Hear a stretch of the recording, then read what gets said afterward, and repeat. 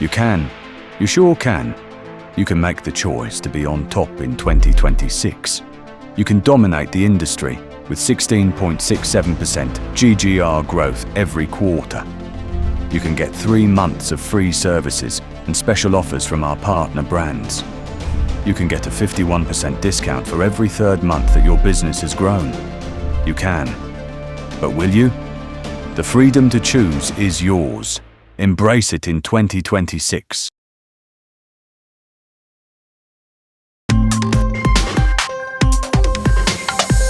All right, here we are at ICE 2026, and it's my great pleasure today to be joined by Leonid, who is, of course, the CEO of SoftConstruct. Leonid, how are you doing?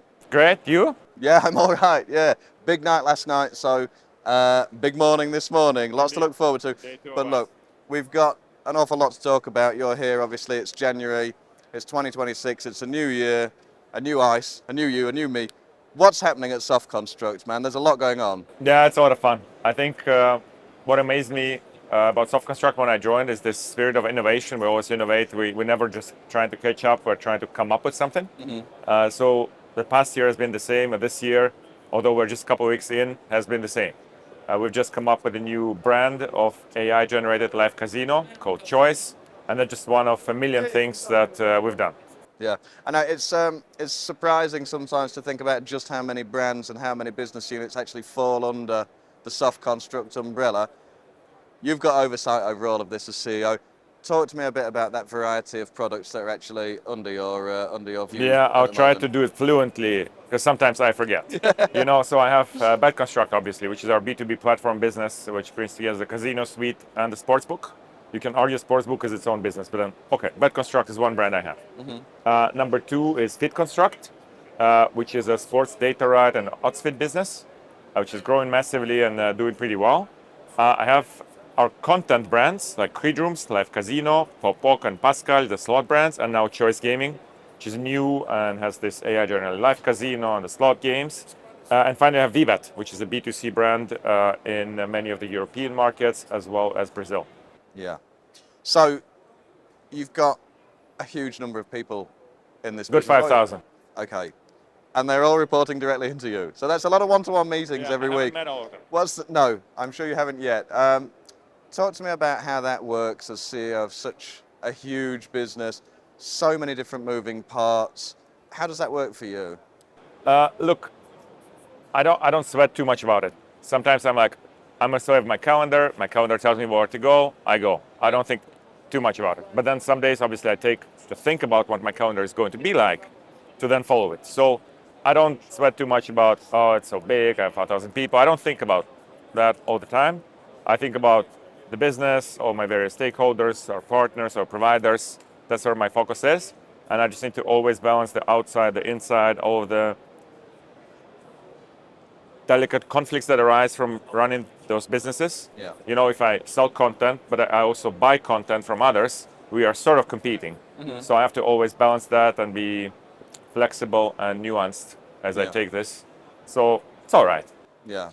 Well, I think it must be really important if you're kind of at your level and you have so many people working under you. You have to have tremendous trust in your people, right? You have to trust them to execute. What I wonder is, what's more of your focus? Are you a people-focused CEO or more of a product-focused CEO? I don't think I'm either of them. If you asked me a few years ago, I'd have said I'm very much people-focused. These days, I just have too much and I cannot focus on any one thing, right? I also have my board of directors, I have my clients, so I have to balance all this. And then indeed, I have a lot of trust into the people we have in our team, but I also need to make sure they don't feel too much trust. They're never too comfortable. So it's a delicate balance. I'm pushing. It's not comfortable for many of them, and that's on purpose. But then those of them who need a bit of encouragement, I give it to them. It's never simple. I don't have like a recipe. Okay, I focus on this. This is my rule. I come up with new stuff to do every day. Yeah. Now I wonder. I know you're going to give me a diplomat's answer to this question. I'm not a diplomat. I'm very direct. Okay. So thinking about all your different business units, the question is basically, do you have a favourite? Is there one where you think yes, I get to work on something that's VBet related today, or something that's FeedConstruct related? I'd say each of them I love for different reasons, Diplomat's right? answer. So, that's a direct answer. I'm not contradicting. It's a I diplomat's believe answer, you, also I a direct believe answer. So, BetConstruct is massive. It's one of the biggest brands in the industry. Yeah. You move one thing, it gives you massive impact. So I love that about BetConstruct.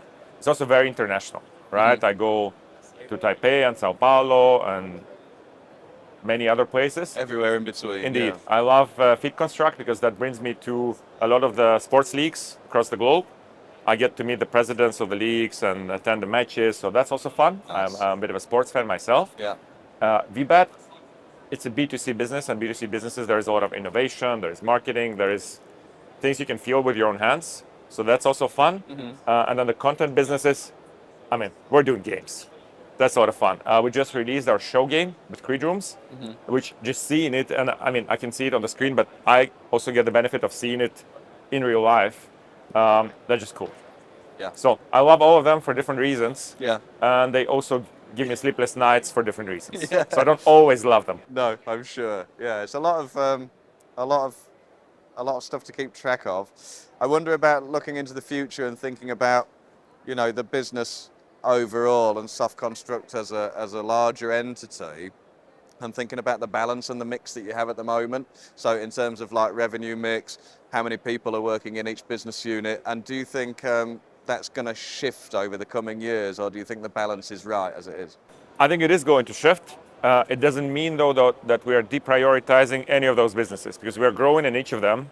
We're massively successful, so we're also investing in each of them. There are a couple we're investing more than others, Yeah. which I wouldn't tell you.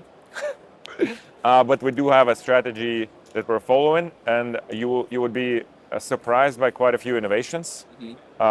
I can tease that FeedConstruct is going to be growing even faster than it is growing now, but then it applies to all of them.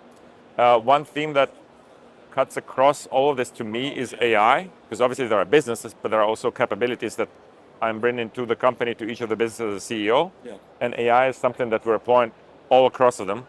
And there are things that you can see as a user. For example, every time you log into an online casino, now the games you're seeing, if this is a BetConstruct platform website, they're personalized to the users. Something that Netflix has been doing for ages, we're now bringing to this industry. So that's something that is very user-centric. At the same time, we have a live casino, and let's say we have Portuguese-speaking dealers. Who knows what they're saying?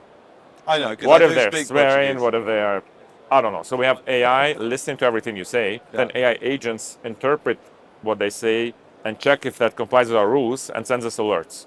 So from something very user-centric to something very essential, but that is more internal operations that nobody but me can see, we're bringing AI to the whole company. Hence the rebranding of BetConstruct, which is now BetConstruct AI.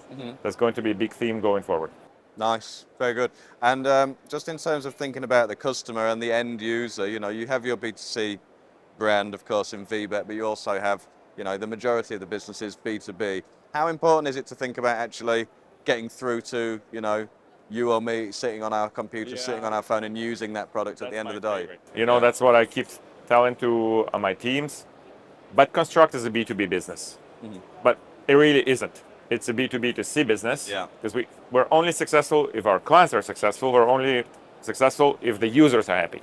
So in the end, it's hard for product teams and technology teams to always think about the user and the operator and balance the two, but we have to do it. Yeah. So in my mind, and that's something we've achieved, where we have achieved a lot this year, is this B2B, shifting to B2B to C from B2B. I don't know if that makes sense, but No, absolutely. we're trying to think more about the user because that's good for everybody in this whole ecosystem. Yeah. And what's the process like in terms of gathering that feedback from the end user and getting that and using that to then refine or improve products? I think a lot of the companies in our industry are really B2B. They just get the feedback from their B2B clients who maybe get some feedback from the users, but a lot gets lost. It's a bit of a broken record. You hear something, but not really everything. So what we're doing starting last year is that we're going to the end users, and that helps us achieve a couple of things. Number one, we do true product innovation, and we achieve real successes with that. And number two, we can actually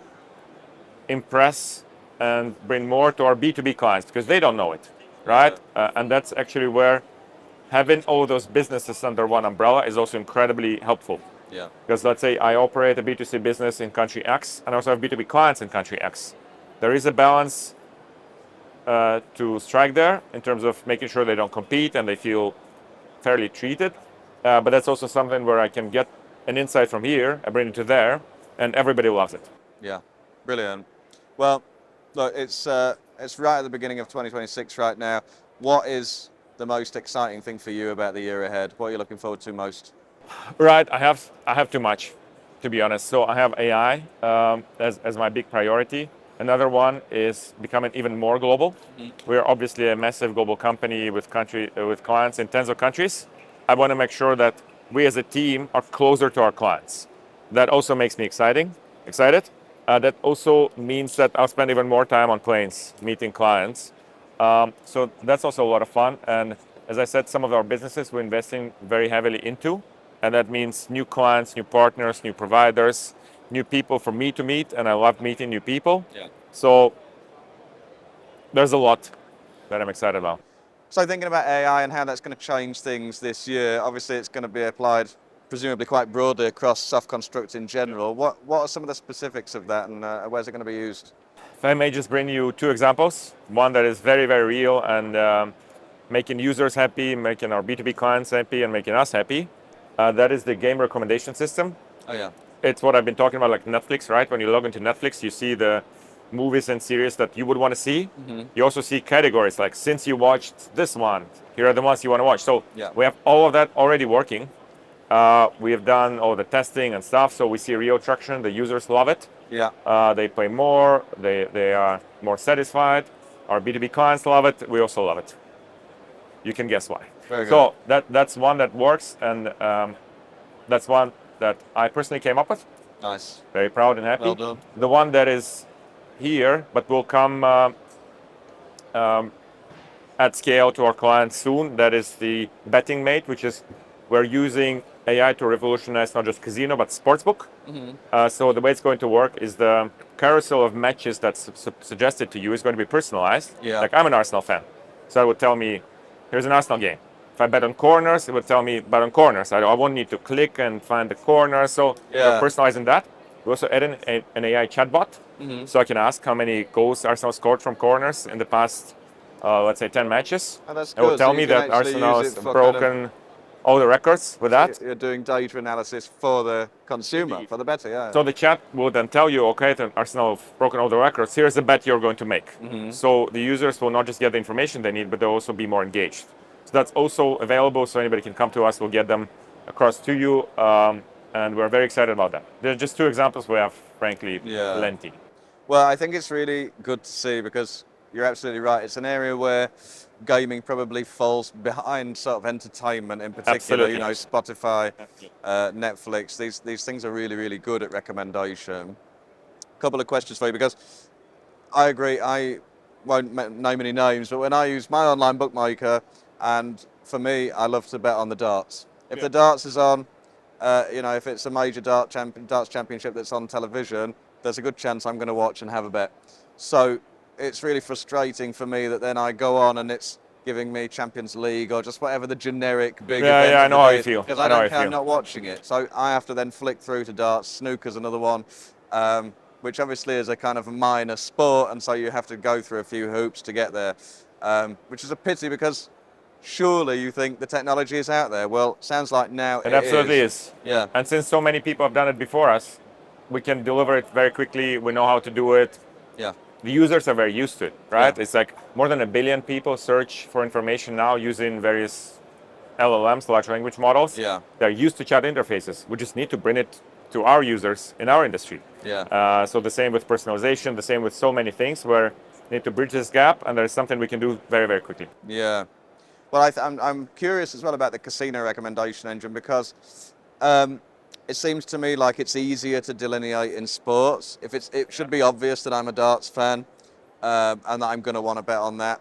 Whereas in casino, I feel like the lines are kind of softer between the games, if that makes sense. They are. The differences are more subtle. So what are the kind of metrics that are used to recommend one game to one user based on their past? Yeah. Obviously, the main one is that the user is playing. The user does more spins or whatever it is they're doing. We're also seeking for discovery. We don't want the user to play the same game and the game that is the same game but in a different shape or form. Yeah. So we're working hard to make them discover something, like Spotify does. So these are the two things we're doing to keep users engaged and happy. And that ultimately is the most important thing. Yeah. We could obviously have tuned the model in a way that would maximize the money that the operator is making. That's not what we're doing. We're making the user happy. And then so far, the tests have been very, very positive, both in terms of the turnover and also user retention. Yeah.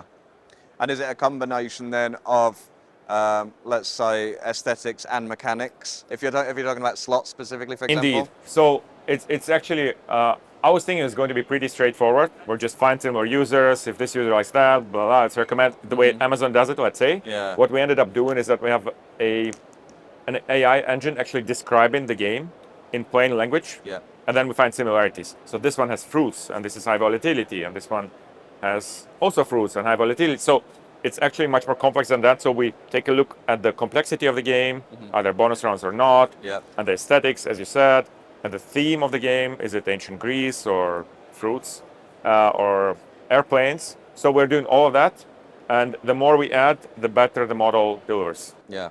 And just to check, is it slots only, or are we talking about all table games and everything as well? We can do it with crash games, we can do it with live casino, we can do it with slot games, we can actually create new categories. Yeah. Like you might want to see these new ones, right? We can do whatever you want, and we're already experimenting. We've achieved a lot.